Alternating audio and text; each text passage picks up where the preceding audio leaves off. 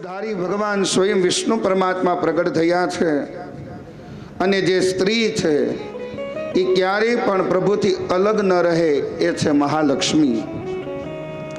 એમને ત્યાં 12 પુત્ર થયા એનું વર્ણન કર્યું છે અને સાથોસાથ કરદમ અને દેવહૂતિને 9 દીકરીઓ જે 9 ઋષિ સાથે પરણાવી એના વંશનું વર્ણન કર્યું છે. જો મનુ અને શત્રુપા એમના દીકરી દેવહૂતિ એને કપિલ ભગવાનને જન્મ આપ્યો ને તો એની દીકરી એનું નામ છે અનસૂયા. એ કોઈ સામાન્ય નહોતા, એને પણ 3 દેવોને બાળક બનાવી દીધા. આ છે મહાન પતિવ્રતા સ્ત્રી. અને વાલા ભક્તજનો, અત્રિ અને અનસૂયાએ ખૂબ તપશ્ચર્યા કરી છે. શ્રીમદ ભાગવતના ચતુર્થ સ્કંદમાં લખ્યું છે, વૃક્ષ નામના કુળ પર્વત પર 100 વર્ષો સુધી તપ કર્યું અને ભગવાન પ્રસન્ન થયા અને કહ્યું માગો. ત્યારે એમ કહે છે કે પ્રભુ આપ પુત્ર બનીને આવો. ત્યારે ભાગવતજીમાં લખ્યું છે કે અત્રિ અને અનસૂયાએ 100 વર્ષ સુધી તપ કર્યું ને, 3 દેવતાઓ દર્શન દેવા માટે આવ્યા હતા, બ્રહ્મા, વિષ્ણુ અને મહેશ. ત્યારે અત્રિ ઋષિ એમ કહે છે કે મેં તો એક જ પરમાત્માનું સ્મરણ કર્યું, તો તમે 3 દેવો પધાર્યા? ત્યારે 3 દેવતાઓ કહે છે અમે એક જ છીએ. વાલા ભક્તજનો, એ અત્રિ અને અનસૂયાને ત્યાં બ્રહ્મા, વિષ્ણુ અને મહેશ ગુરુ દત્તાત્રેયના અવતારની કથા બતાવી છે. અને ત્યાર પછી વર્ણન કરતા ચતુર્થ સ્કંદમાં આવો ઉતાનપાદ રાજાની કથા. અને ત્યારબાદ જેની 3જી દીકરી છે એનું નામ છે સતી. અને દેવહૂતિના લગ્ન કરદમજી સાથે કર્યા, આકુતિના લગ્ન રુચિ પ્રજાપતિ સાથે કર્યા અને બ્રહ્માજીના કહેવાથી મનુ મહારાજ અને શત્રુપા રાણીની 3જી દીકરી એનું નામ સતી, એ ભગવાન મહાદેવજી સાથે વિવાહ કર્યા છે. વાલા ભક્તજનો, આ સતી ભગવાન મહાદેવ સાથે લગ્ન થયા છે. વર્ણન કરતા કહે છે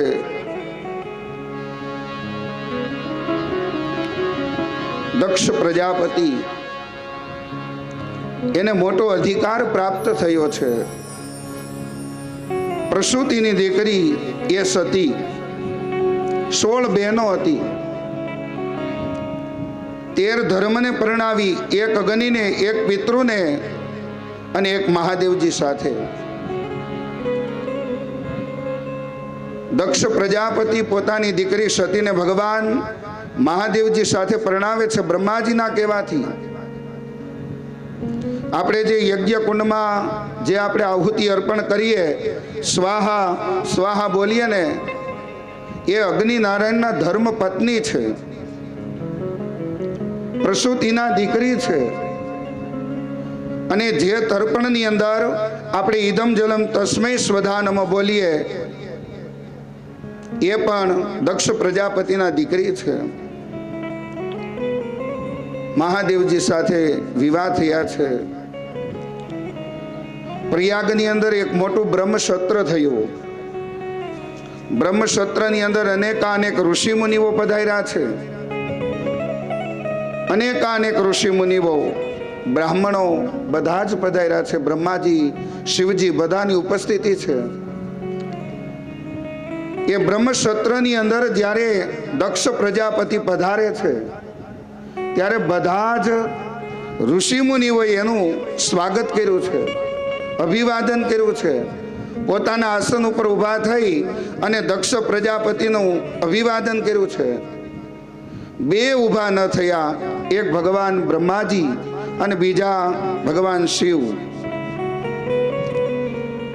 આ બાજુ દક્ષ પ્રજાપતિએ જોયું કે બધા જ ઋષિ મુનિઓએ દેવતાઓએ મારું સ્વાગત કર્યું.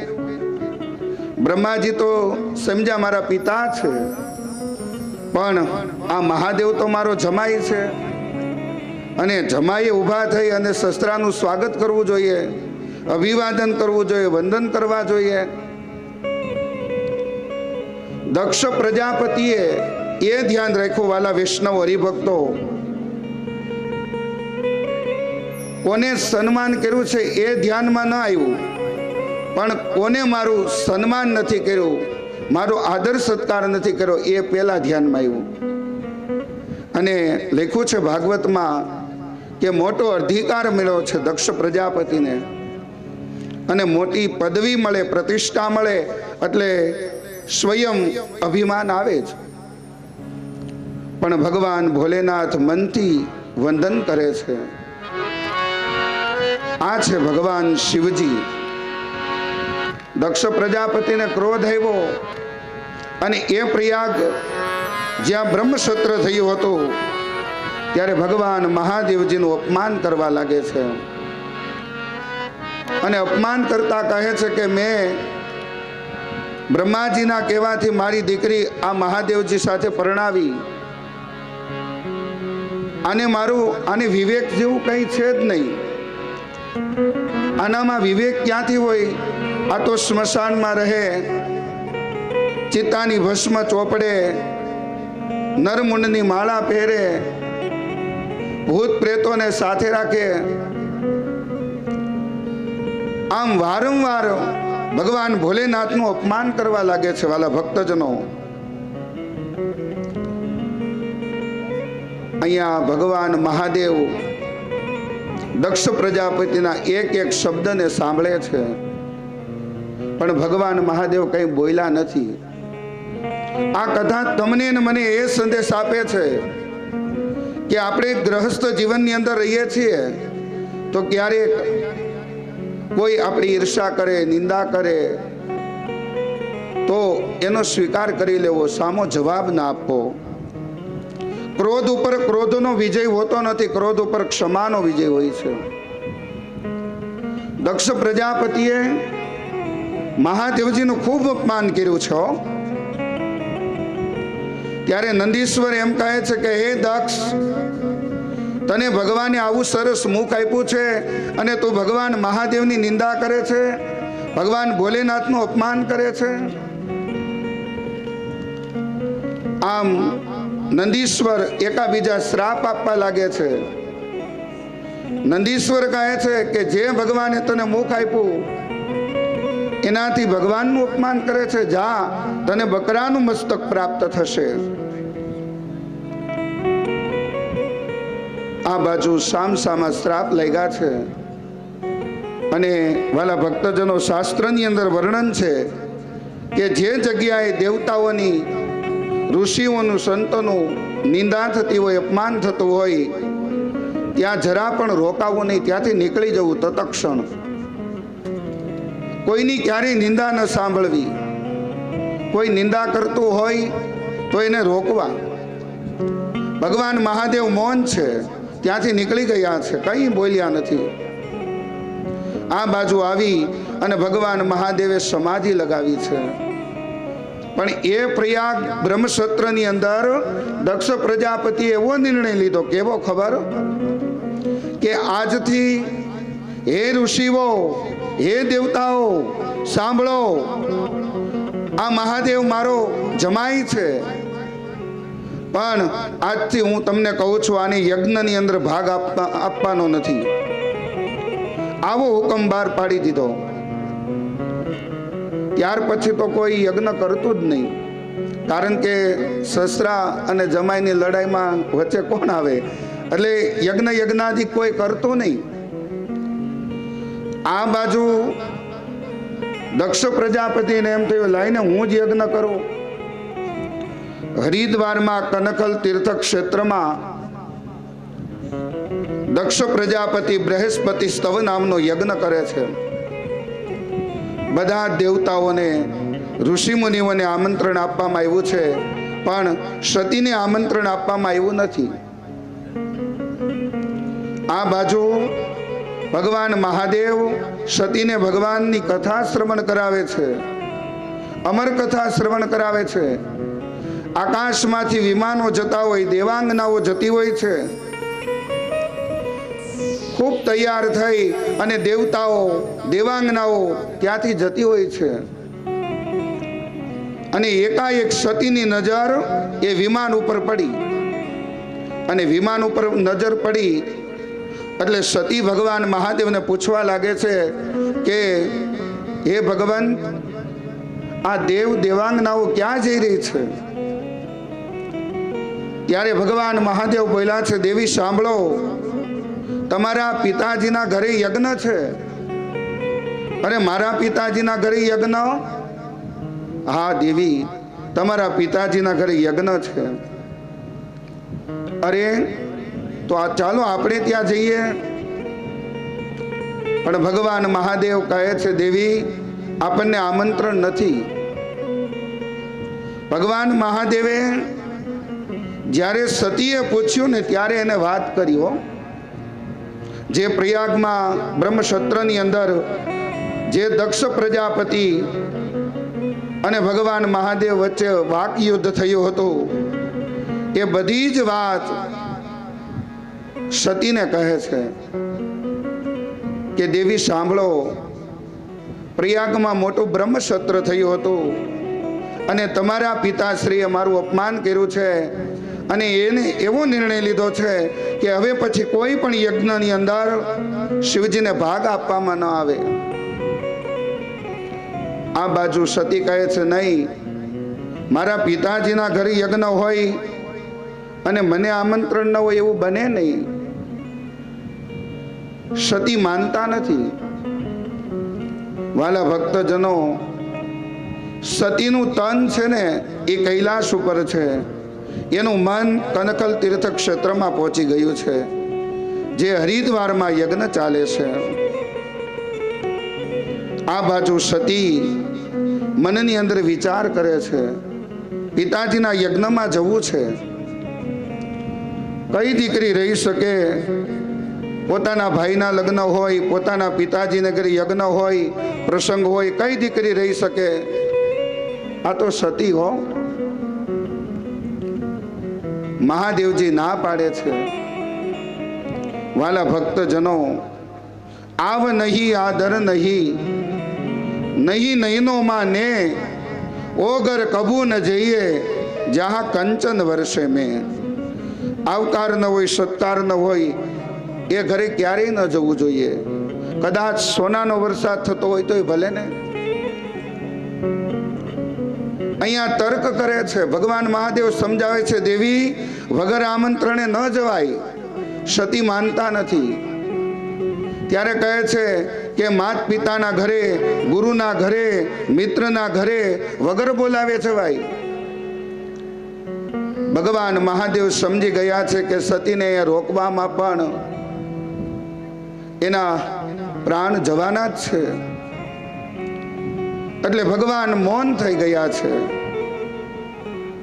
સસરા અને જમાઈ જે પ્રયાગમાં બ્રહ્મક્ષત્રની અંદર જે વાક યુદ્ધ થયું હતું શબ્દો દ્વારા, એના કારણે આજ સતી મૂંઝાણા છે. અને આમે સસરા અને જમાઈને બગડે ને એટલે હુડી વચ્ચે હોપારી કોણ થાય? આપણને ખબર જ હશે. હે, જો પિતાજીનો પક્ષ લે તો પતિદેવને ખોટું લાગે, પતિનો પક્ષ લે તો પિતાશ્રીને ખોટું લાગે. સતી મૂંઝાયા છે, હવે શું કરવું?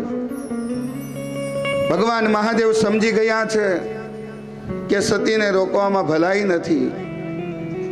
નંદીશ્વર આદિને આજ્ઞા આપી છે. અને વાલા ભક્તજનો, એ જ સતી પોતાના પિતાશ્રીના ઘરે યજ્ઞની અંદર પ્રસ્થાન કરે છે. રામચરિત માનસમાં પણ આ કથા વિસ્તૃતથી બતાવી છે. તુલસીદાસ લખે છે,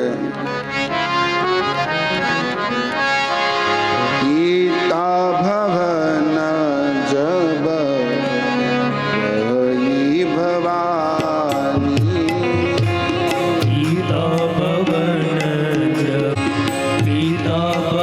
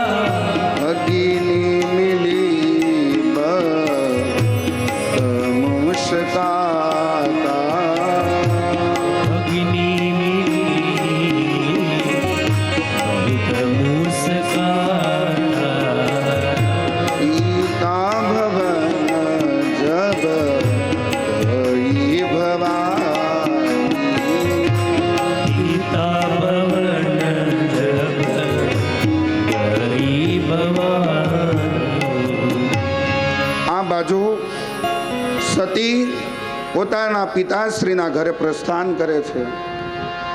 આ બાજુ ભગવાન મહાદેવી સમાધિ લગાવી છે.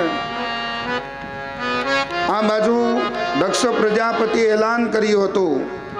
શું ખબર? કે મેં મારી દીકરી સતી અને ભગવાન મહાદેવજીને આમંત્રણ નથી આપ્યું. કદાચ આવે તો કોઈ એને આવકારો આપવો નહીં. તુલસીદાસ લખે છે, સાદર ભલે મિલી એક માતા. સતી યજ્ઞમાં ગયા છે. બ્રાહ્મણો વેદ મંત્ર દ્વારા યજ્ઞ કુંડની અંદર આહુતિ આપે છે. બધા જ દેવતાઓને યજ્ઞની અંદર ભાગ આપવામાં આવ્યો છે. સતી યજ્ઞમાં ગયા છે. તુલસીદાસ લખે, સાદર ભલે મિલી એક માતા. એની માં એને મળે છે. દીકરી માને ભેટી પડે છે, માં મારો એવો શું દોષ કે મને મારા પિતાશ્રી ન બોલાવે. આંખમાં આંસુ છે, સતીના આંખમાં આંસુ છે. અને માને બધ ભરી અને આજ સતી રોયા છે. ભગીની મિલી બહુત મુસ્કાતા. એની બહેનોએ સતીને થોડું થોડું માન આપ્યું છે. બધાને મળી અને સતી જે જગ્યાએ યજ્ઞ ચાલી રહ્યો છે યજ્ઞના દર્શન કરવા માટે જાય છે. વાલા ભક્તજનો, ભાગવતના ચતુર્થ સ્કંદમાં લખ્યું છે કે સતી યજ્ઞશાળા તરફ પ્રયાણ કર્યું.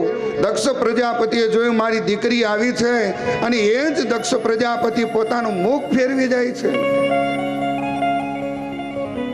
સતીનું અપમાન થયું છે. વાલા ભક્તજનો, આ કથા આપણને એ શીખવે છે કે આપણી ઘરે કોઈ પણ મોટો ધર્મોત્સવ હોય, પ્રસંગ હોય, પણ ક્યારે પણ કોઈ દિવસ આપણી બેન દીકરીનું અપમાન ન થવું જોઈએ. અનુજા અને તનુજા એનું ક્યારેય અપમાન થવું ન જોઈએ. આ કથા આપણને એ શીખવે છે. અને આ બાજુ સતીને આવતા જોઈ દક્ષ પ્રજાપતિ પોતાનું મુખ ફેરવી જાય. સતીએ યજ્ઞશાળામાં જોયું, બધા જ દેવતાઓને ભાગ આપવામાં આવ્યો છે, પણ મહાદેવજીને ભાગ આપવામાં નથી આવ્યો. આ દેશની નારી, આ દેશની સ્ત્રી બધુંય સહન કરી શકે, એક વસ્તુ સહન ન કરી શકે, એ પોતાના પતિનું કોઈ અપમાન કરે. અને આ બાજુ જોયું મહાદેવજીને ભાગ આપવામાં નથી આવ્યો. અને પોતાના પિતાને સંબોધીને કહે છે કે હે દક્ષ, તું કારે કીધું છે?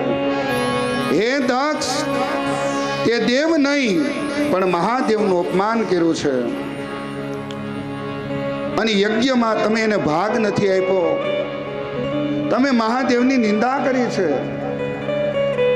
ભગવાન ભોલેનાથની નિંદા કરી. શિવનો અર્થ કલ્યાણ. અને આ બાજુ વાલા ભક્તજનો વર્ણન કરતા કહે છે કે સતીએ પોતાના જમણા પગના અંગૂઠા દ્વારા યોગા અગ્નિ પ્રગટ કરી અને પોતાનું શરીર બાળી નાખ્યું છે. હાહાકાર થયો છે. આહા, હાહાકાર થયો. ઋષિમુનિઓ, બ્રાહ્મણો ભાગવા લાગ્યા છે. દક્ષ પ્રજાપતિ નું આજે મૃત્યુ નિશ્ચિત છે. આજ ઋષિમુનિઓ, બ્રાહ્મણો ભાગવા લાગ્યા. સતીએ પોતાના યોગા અગ્નિ દ્વારા પોતાનું શરીર બાળી નાખ્યું છે. અને આ બાજુ ભગવાન મહાદેવજીને ખબર પડે છે કૈલાસની અંદર દેવર્ષિ નારદ દ્વારા કે સતીએ પોતાના પિતાશ્રીના યજ્ઞમાં યોગા અગ્નિ દ્વારા પોતાનું શરીર બાળ્યું છે. અને ભગવાન મહાદેવને ક્રોધ આવ્યો છે. અને એ કૈલાસ ઉપર ભગવાન મહાદેવજીએ પોતાની એક જટા ખોલી શિલા ઉપર પછાડી વીરભદ્રને ઉત્પન્ન કર્યો, જેનાથી કોઈ મોટો વીર નહીં, એ વીરભદ્ર. અને વીરભદ્રને આજ્ઞા આપી કે જાઓ દક્ષ પ્રજાપતિના યજ્ઞનો વિધ્વંસ કરો. અને મહાદેવજી એકદમ ક્રોધાયમાન થયા છે અને તાંડવ નૃત્ય કરે છે.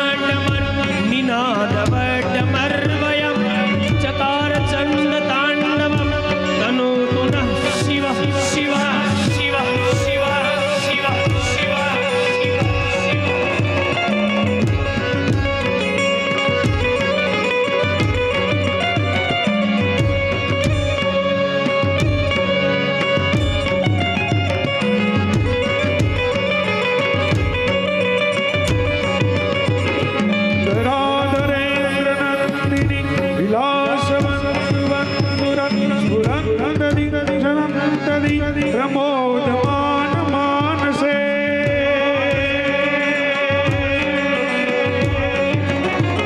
કૃપા કટાક્ષ ધોરણી નિરુદ્ધ દુર્ધરાપદી ક્વચિત દિગંબરે વિનોદ મે તુ વસ્તુની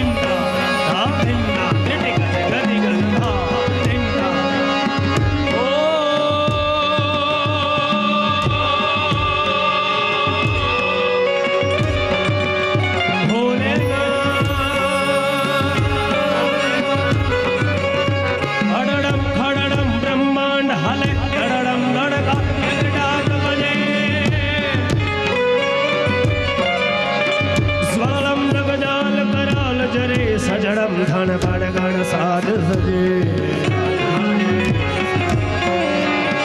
પડકે ધરણી ગણમ ભડડમ રૂપદાવત ભજમ ગદ ત્રેલક દે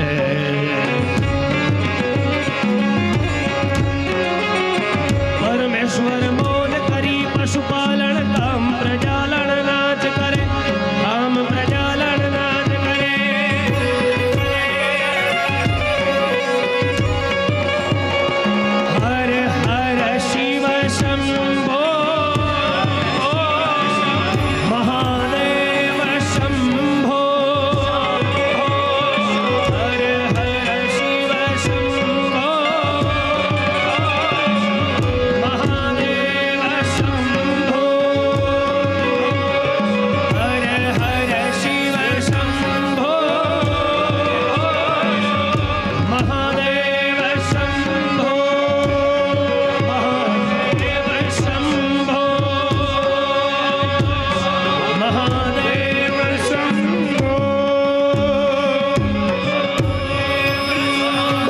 મહાદેવ એકદમ તાંડવ નૃત્ય કરે છે. વીરભદ્રને ઉત્પન્ન કર્યો, જેનાથી મોટો કોઈ વીર નહીં.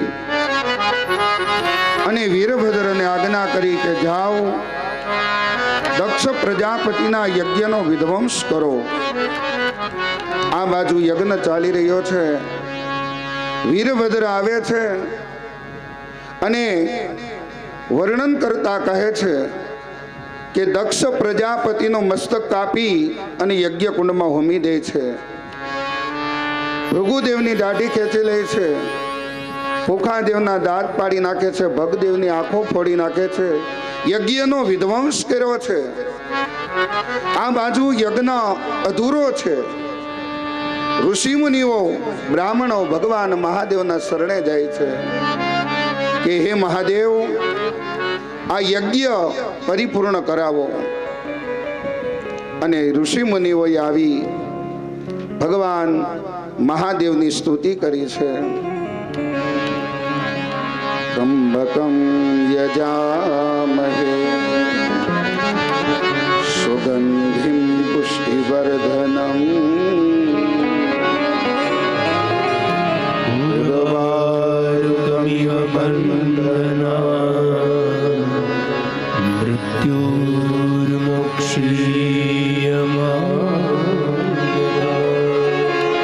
ભગવાન મહાદેવની સ્તુતિ કરી છે. ભગવાન મહાદેવ પ્રસન્ન થયા છે, દર્શન આપ્યા છે. અને વાલા ભક્તજનો, જે યજ્ઞનો વિધ્વંસ કરાવ્યો તો એ પુનઃ યજ્ઞ શરૂ કરાવ્યો. દક્ષ પ્રજાપતિને બકરાનું મસ્તક લગાવવામાં આવ્યું છે. અને ભગદેવની જે આંખો ફોડી નાખી હતી ભગવાન મહાદેવજીએ કહ્યું છે કે સૂર્યની આંખોથી જોશે, પુખાદેવના જે દાંત પાડી નાખ્યા છે એ કહે છે પીસેલું અન્ન જમશે. આમ ઋષિ મુનિઓને દેવતાઓને ભગવાન મહાદેવજી આશીર્વાદ આપ્યા છે. દક્ષ પ્રજાપતિને બકરાનું મસ્તક લગાવ્યું. દક્ષ પ્રજાપતિને આજ ભગવાનની સ્તુતિ કરવી છે પણ કરી શકતો નથી. દક્ષ એટલે અભિમાન. બકરો શું કરે ખબર? મેં કર્યું. બકરો એમ જ બોલે ને. જ્યારે ભગવાને એને મોક્ષ સુંદર આપ્યું ત્યારે ભગવાનની સ્તુતિ કરવાની હતી, એના બદલે ભગવાનની નિંદા કરી છે. એટલે એ દક્ષ પ્રજાપતિને બકરાનું મસ્તક લગાવવામાં આવ્યું. અને આપણે શિવ મંદિરે જઈએ, આપણને એમ થાય કે શિવ મંદિરે આવીને લોકો આમ તાલી પાડે ને કાને હાથ લઈ જાય. શા માટે આવું કેમ કરતા હશે? દક્ષ પ્રજાપતિની સ્તુતિ છે. કારણ કે મુખ્યથી બોલાય એમ તો હતું નહીં. વાલા ભક્તજનો, શિવનો અર્થ થાય કલ્યાણ. ભગવાન મહાદેવ છે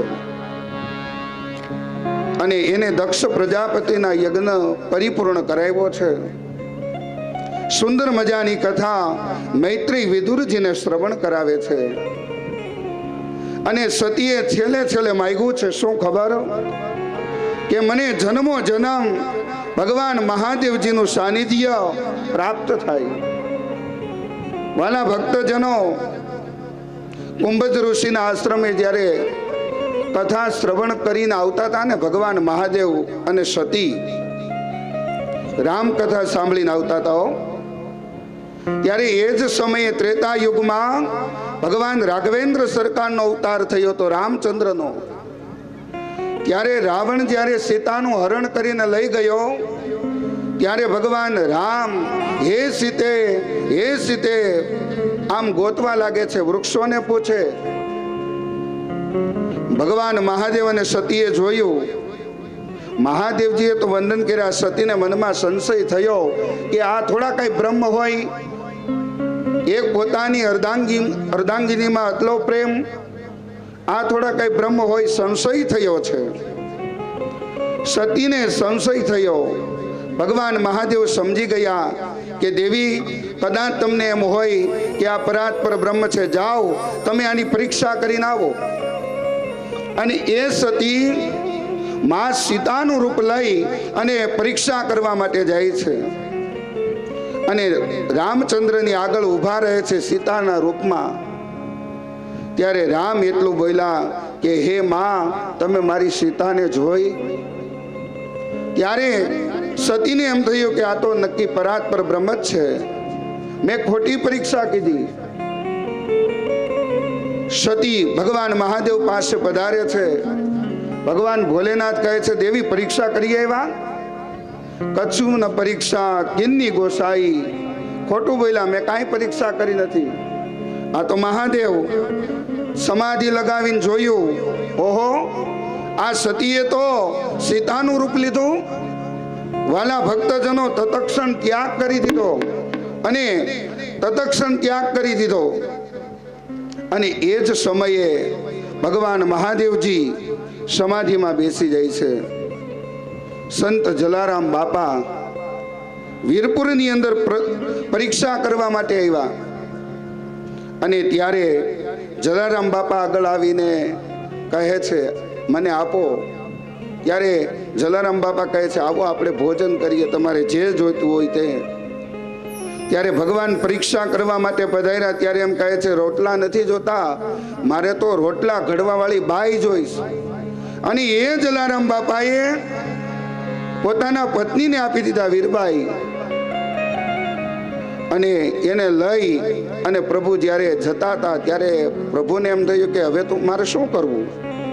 એટલે જોડી અને ધોકો હાથમાં આપી અને અદ્રશ્ય થઈ ગયા.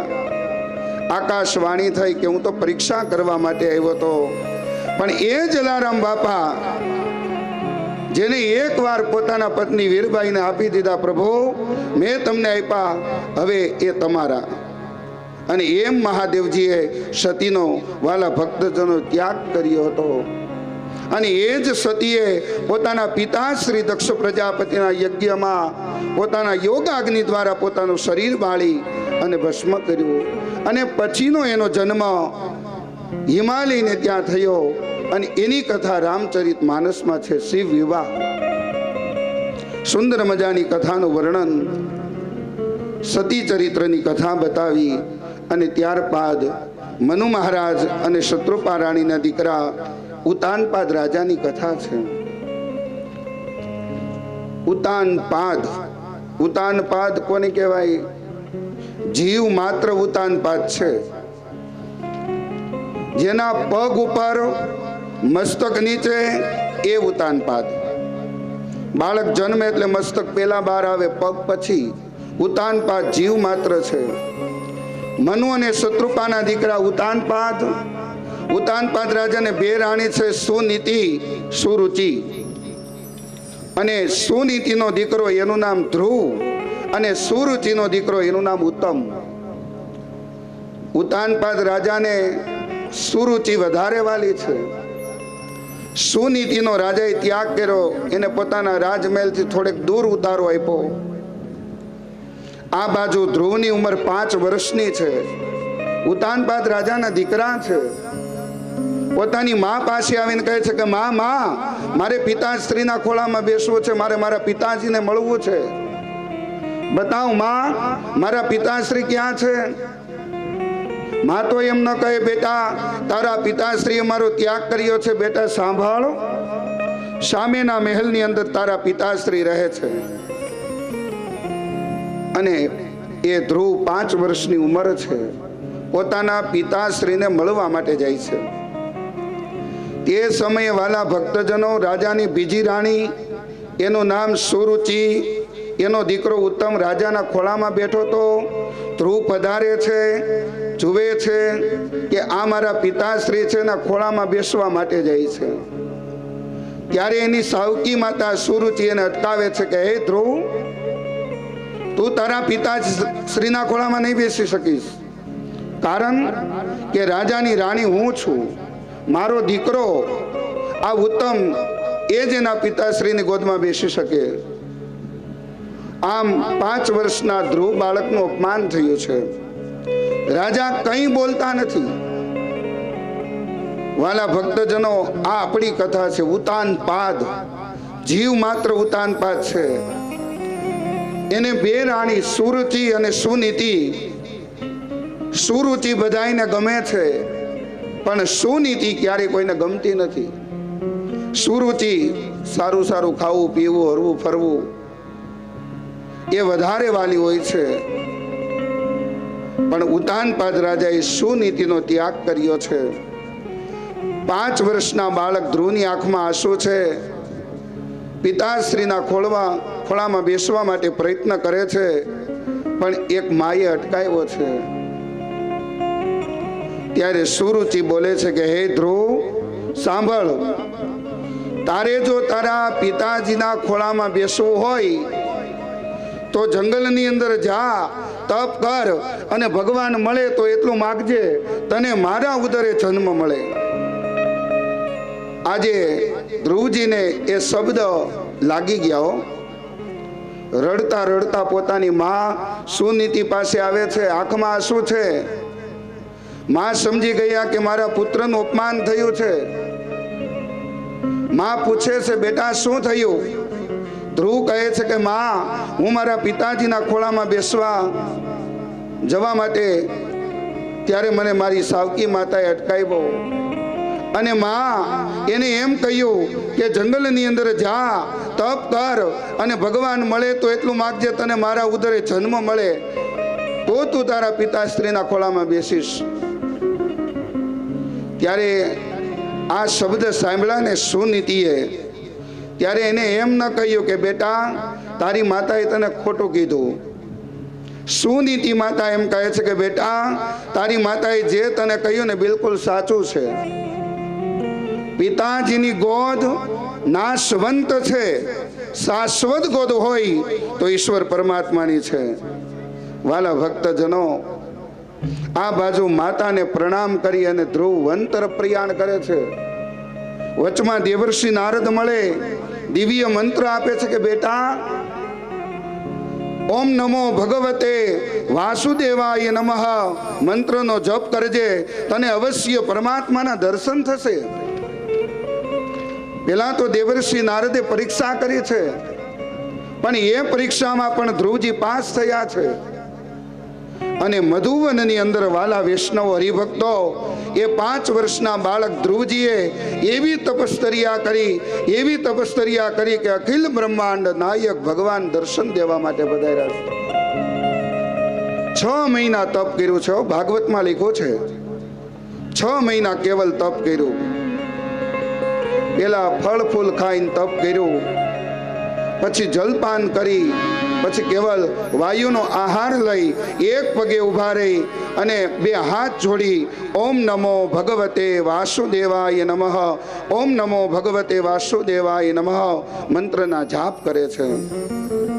અને આ બાજુ અખિલ બ્રહ્માંડ માલિક ભગવાન ધ્રુવજીને દર્શન દેવા માટે મધુવનની અંદર પધાર્યા છે. પેલા તો અંતકરણમાં દર્શન આપ્યા. ભગવાનનું કેવું સ્વરૂપ છે! સશંખ ચકરમ સકિરીટ કુંડલમ સપીત વસ્ત્રમ સુરસીરુહેક્ષણ સંહારવક્ષ સ્થલકોસ્તુભં શ્રિયં નમામિ વિષ્ણુ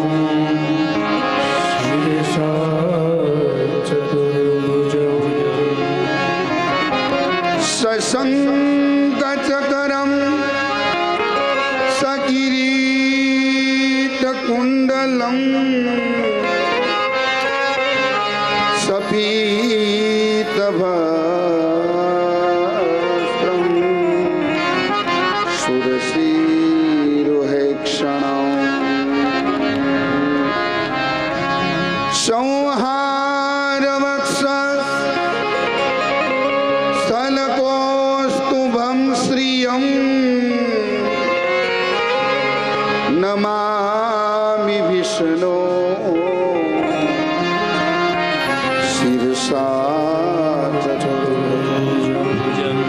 શંખ ચક્ર ગદા પદ્મને ધારણ કરેલા પરમાત્મા, સશંખ ચક્રમ સકિરીટ કુંડલમ, અંતકરણની અંદર પરમાત્માએ ધ્રુવજીને દર્શન આપ્યા છે.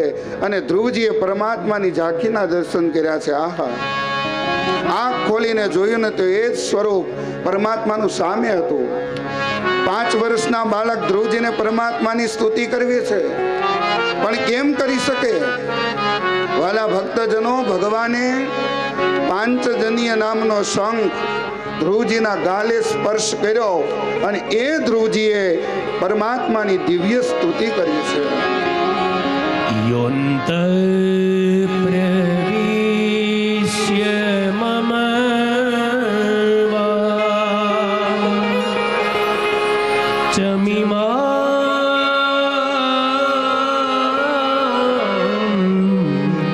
પ્રસૂતા સંજીવયત્યખિલ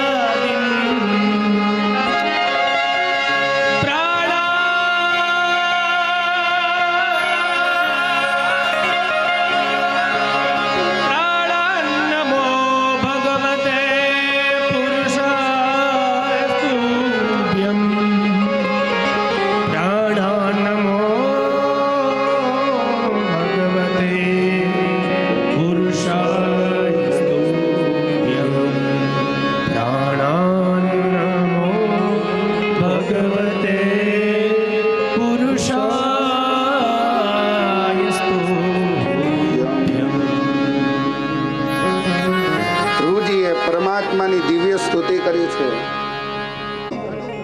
અને બ્રહ્માજીને પણ પ્રાપ્ત નથી થયું, એ પદ હું તને આપું છું. સપ્ત ઋષિઓ જેની પરિક્રમા કરે એ ધ્રુવ 36,000 વર્ષ સુધી તું રાજ્ય કરીશ. જો આમાં તફાવત કેટલો. ધ્રુવજીની ઉંમર 5 વર્ષની છે, પ્રહલાદની ઉંમર 7 વર્ષની છે. ધ્રુવજીએ 6 મહિના મધુવનની અંદર તપ કરવું પડ્યું, ત્યારે પરમાત્મા એમને દર્શન આપ્યા. અને આગળ કથા આવશે કે ભક્ત પ્રહલાદ એના પિતા હિરણ્યકશિપુ એમ કહે કે આ સ્તંભમાં તારો ભગવાન છે, તો કે હા. અને ભગવાન એમાં તત્ક્ષણ પ્રગટ થઈ જાય. આવું કેમ, શા માટે, શું કામ? ધ્રુવજીના મનમાં એવી ઈચ્છા હતી, કઈ ખબર, કે હું મારા પિતાશ્રીની ગોદમાં બેસું. અને એ માટે તપ કરવા માટે એક લેશ માત્ર પણ ઈચ્છા રહી જાય, વાલા ભક્તજનો, તો તમને મને ઈશ્વરનું સાનિધ્ય પ્રાપ્ત થતું નથી. આ કથા એ સમજાવે છે. આપણે કહીએ ને મોક્ષ, મોક્ષ, મોક્ષનો અર્થ મોહક્ષય ઇતિ મોક્ષ. અંત સમયે ક્યાંય પણ કોઈ પણ વસ્તુમાં આપણો મોહ ન રહી જાય. પત્ની, પુત્ર, પરિવારમાં આ ભગવાનની કથા સાંભળવા માત્રથી મોહ છૂટી જાય છે.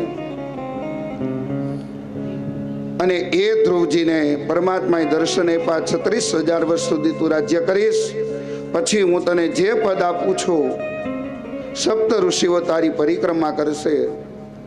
આ બાજુ પરિબ્રહ્મ પરમાત્માને દર્શન કરી અને ધ્રુવ પોતાના ઘર તરફ પ્રયાણ કરે છે. ઉતાનપાદ રાજા સુનીતિ, સુરુચિને બધાને સમાચાર મળે છે કે 5 વર્ષની ઉંમરમાં જ મારો દીકરો જો ભગવાનને મેળવતો હોય તો આપણે તો વૃદ્ધ થઈ ગયા. દેવર્ષિ નારદ આવી ઉતાનપાદ રાજાને સમજાવે છે કે તમે પણ પરમાત્માનું સાનિધ્ય પ્રાપ્ત કરો, પરમાત્માનું ભજન કરો. વાલા ભક્તજનો, ઉતાનપાદ રાજાએ પોતાના પુત્ર ધ્રુવને રાજગાદી આપી છે.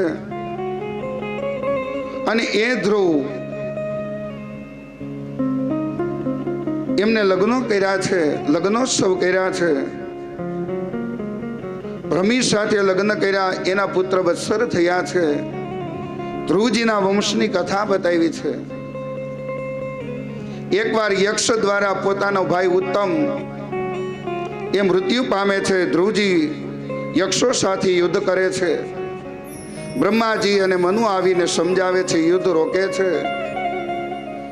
36,000 વર્ષ સુધી રાજ્ય કર્યું છે. અંતે ધ્રુવજીએ ગંગાજીના કિનારે ભગવાનની તપશ્ચર્યા કરી છે, પરમાત્માનું તપ કર્યું છે. અને એ ધ્રુવને લેવા માટે પરમાત્માનું વિમાન આવ્યું છે, પરમાત્માના પાર્ષદો આવ્યા છે. જે ગંગા કિનારે તપ કરતા હતા ત્યાં અવાજ થતો હતો. અને ત્યાંથી ધ્રુવ ઊભા થઈ ગયા. ત્યારે માં ગંગા એમ કહે છે કે તમારા જેવા ભક્ત અમારે ત્યાં તપ કરે એ અમારા માટે પરમ ભાગ્ય. વાલા ભક્તજનો, આજે પણ હરિદ્વારમાં જે જગ્યાએ ધ્રુવજીએ તપ કર્યું ત્યાં ગંગાનો પ્રવાહ શાંત વહે છે. ધ્રુવજીએ 5 વર્ષની ઉંમરની અંદર પરિબ્રહ્મ પરમાત્માને પ્રાપ્ત કર્યા છે. અને પરમાત્માનું વિમાન એમને લેવા માટે આવ્યું છે. ભગવાનના પાર્ષદો આવ્યા છે, નંદ, સુનંદ વગેરે. અને જ્યાં મૃત્યુના મસ્તક પર પગ મૂકી અને વિમાનમાં આરૂઢ થવા જાય ત્યારે પોતાની માતાનું સ્મરણ થઈને આવ્યું કે જે મારી મા થકી મને પરિબ્રહ્મ પરમાત્મા મળ્યા. સુનીતિએ કીધું તું બેટા, તારી માએ કીધું બિલકુલ સત્ય છે, જા તપ કર. અને એ મારી માના વચનોથી આજ મને પરિબ્રહ્મ પરમાત્મા મળ્યા છે. ત્યારે ભગવાનના પાર્ષદો એટલું બોલ્યા છે કે હે ધ્રુવજી સાંભળો, તમારા જેવા દીકરા હોય ને એની માની સદગતિ પહેલા થાય. જો આગળના વિમાનમાં તમારી માં જાય છે. આ ધ્રુવજીના વંશની અંદર વાલા ભક્તજનો અંગ નામનો રાજા થયો. એમને ત્યાં વેન દુરાચારી પાપી થયો. ઋષિમુનિએ હુંકાર શબ્દથી માર્યો, વેનના શરીરનું મંથન કર્યું અને અર્ચી મહારાણી સાથે ભગવાન પૃથ્વીનારાયણનો અવતાર થયો છે એ કથા બતાવી. આ પૃથ્વી, આ ગાય રૂપી પૃથ્વીનું દોહન કર્યું છે. પોતાની એમ કહેવાય કે પોતાના રાજ્યની અંદર પ્રજાજનોને ઉપદેશ આપ્યો છે. 99 અશ્વમેઘ યજ્ઞ કર્યા છે પ્રાચી ભૂમિની અંદર પૃથુ ભગવાને, અને એ 99 અશ્વમેઘ યજ્ઞ 100મો અશ્વમેઘ યજ્ઞ રોકી દીધો છે. પોતાની પ્રજાને ઉપદેશ આપી અને પ્રભુ પોતાના નિજ ધામમાં ગયા છે. આવો આ ઉતાનપાદ રાજાનું ચરિત્ર, એના વંશની અંદર ધ્રુવ, એના વંશની અંદર પૃથુ ભગવાનનો અવતાર વગેરે કથા આપણે શ્રવણ કરી ચતુર્થ સ્કંદ ભગવાન નારાયણના ચરણોની અંદર અર્પણ કરીએ. કાયેન વાચા મનસેન્દ્રિયર્વા બુદ્ધિયાત્મના વા પ્રકૃતિ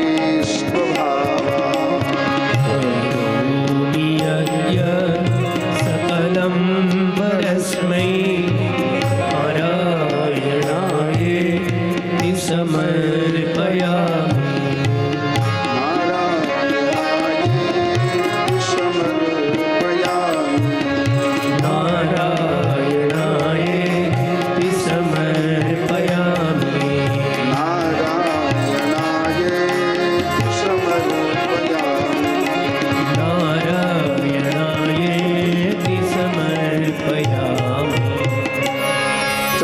સ્કંદ ભગવાન નારાયણના ચરણોમાં અર્પણ.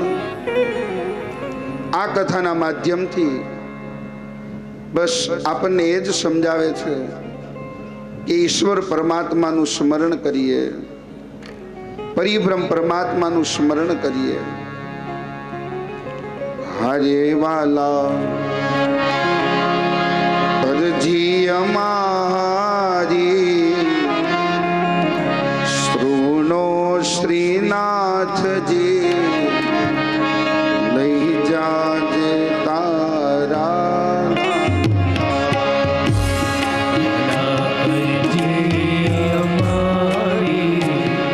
સુનો શ્રીનાથજી લઈ જાજે તારા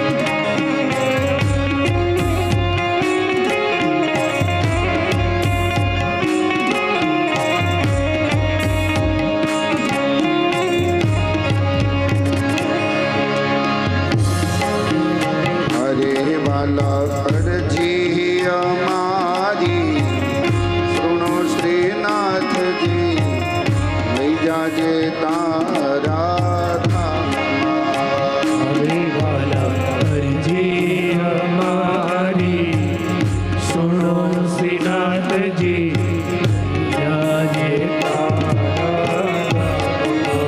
હરે વાલા અરજી અમારી સુનો શ્રીનાથજી જાજે તારા ધામમાં. હરે વાલા અરજી અમારી સુનજો શ્રીનાથજી જઈ જાજે તારા ધામમાં. જાજે તારા ધામમાં. જઈ જાજે તારા ધામમાં. જાજે તારા ધામમાં. જઈ જાજે તારા ધામમાં. જાજે તારા લઈ જાજે તારા ધામમાં. હરે વાલા અરજી અમારી સુનો શ્રીનાથજી લઈ જાજે તારા ધામમાં. શ્રી કૃષ્ણ કનૈયા લાલ કી.